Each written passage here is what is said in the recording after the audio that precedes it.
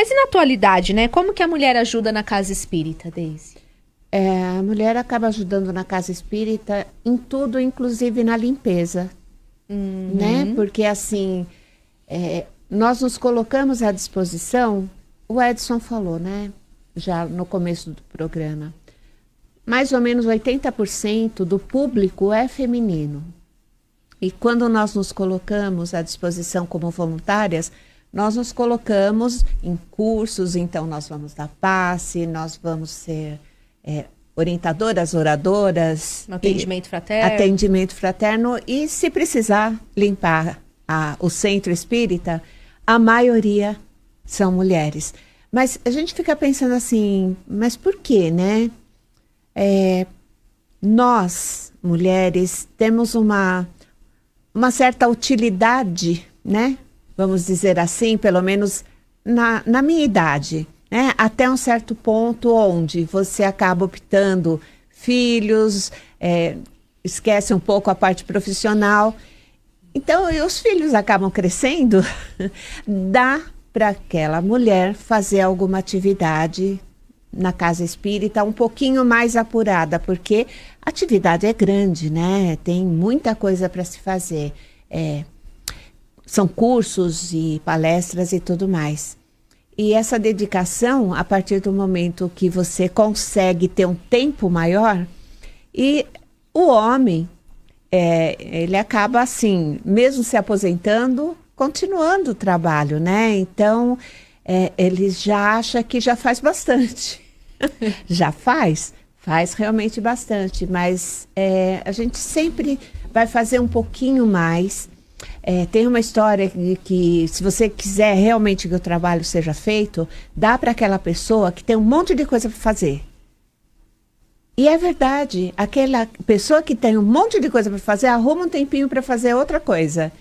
É um ciclo vicioso de estudo, de prática, que você entra, né, bichinha, não é o coronavírus, mas é um vírus do amor ao próximo, do amor a si mesmo, que se propaga e você acaba fazendo muito mais coisa, né? Faz mesmo. E na casa espírita, como em qualquer centro onde há voluntariado, eu vejo na ACD. Eu ainda faço fisioterapia na ACD.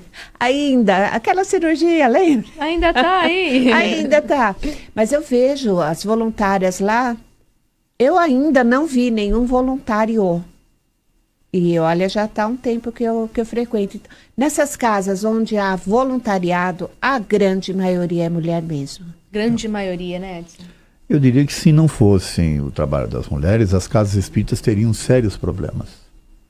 Sérios problemas mesmo, até de continuidade e tal. Porque a Deise colocou bem, né? É um fenômeno interessante que é assim, um homem, até por força da cultura, né? Até por força da forma como nós estamos organizados, o homem trabalha e, teoricamente, a mulher, né?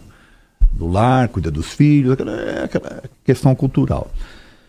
Então, o que acaba acontecendo, né? A mulher acaba tendo um pouco mais de tempo, além da sensibilidade ser diferenciada, né?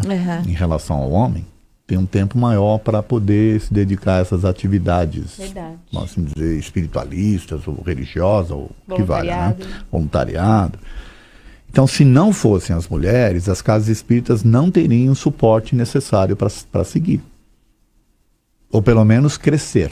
Sim. Talvez elas ficassem limitadas né, a um trabalho específico e tal. De novo, eu vou usar um exemplo aqui do Manuel Bento, tá bom? Que é a minha... Tem que usar o exemplo que a gente realidade. Conhece, lógico. Se eu pegar, por exemplo, hoje o Manuel Bento, as atividades que ele tem, por exemplo, no período da tarde, né? E quando eu falo que 80% do público feminino é que frequenta o Manuel Bento, à tarde eu diria que chega quase a 99,9%. Tem um homem que é você. Não, porque eu não vou à tarde. Eu só consigo, nem você. Eu só consigo ir à noite. Exatamente. Então, olha que interessante. Exatamente, a gente vê mais homens à noite. É o público noite, feminino. É o feminino que está ali sustentando e tal, né? É mesmo. Então, nesse contexto, eu acho que as casas espíritas deveriam começar a olhar de forma diferente. olhar, os homens principalmente que estão à frente das casas espíritas, eles deveriam começar a olhar com outro tipo de... A valorização, né? E até de inserção da mulher, né, nas atividades. Graças a Deus o Manuel Bento tem à frente, né, dos trabalhos ali, a maioria são mulheres. As dirigentes dos trabalhos. São poucos os homens que assumem a atividade.